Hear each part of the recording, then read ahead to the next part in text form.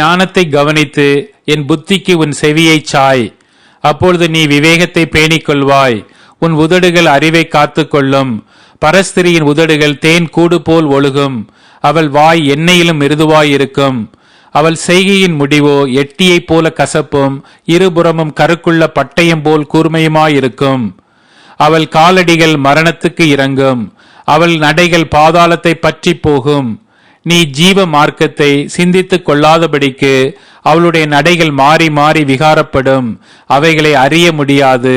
ஆதலால் பிள்ளைகளே, இப்பொழுது எனக்கு செவி கொடுங்கள். என் வாயின் வசனங்களை விட்டு நீங்காதிருங்கள். உன் வழியை அவளுக்கு தூரப்படுத்து. அவளுடைய வீட்டின் வாசலை கிட்டச் சேராதே.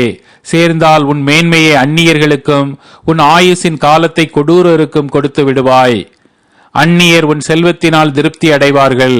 உன் பிரயாசத்தின் பலன் புறத்தியாருடைய வீட்டில் சேரும்.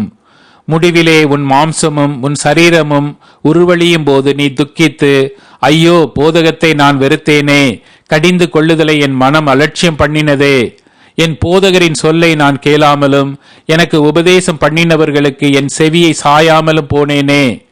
சபைக்குள்ளும் சங்கத்துக்குள்ளும் கொஞ்சம் குறைய எல்லா தீமைக்கும் உள்ளானேனே என்று முறையிடுவாய். உன் கிணற்றில் உள்ள தண்ணீரையும் உன் துறவில் ஊறுகிற ஜலத்தையும் பானம் பண்ணு. உன் ஊற்றுக்கள் வெளியிலும் உன் வாய்க்கால்கள் வீதியிலும் பாய்வதாக.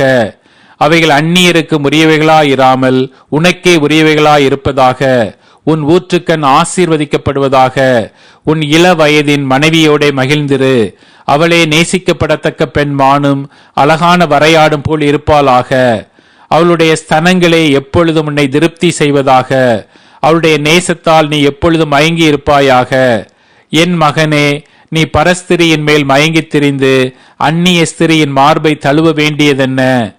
மனுஷனுடைய வழிகள் கர்த்தரின் கண்களுக்கு முன்பாக இருக்கிறது. அவனுடைய வழிகள் எல்லாவற்றையும் அவர் சீர்தூக்கி பார்க்கிறார். துன்மார்க்கனை அவனுடைய அக்கிரமங்களை பிடித்து கொள்ளும். தன் பாவ கயிறுகளால் கட்டப்படுவான். அவன் புத்தியை கேளாததினால் மடிந்து தன் மதிக்கேட்டின் மிகுதியினால் மயங்கி போவான்.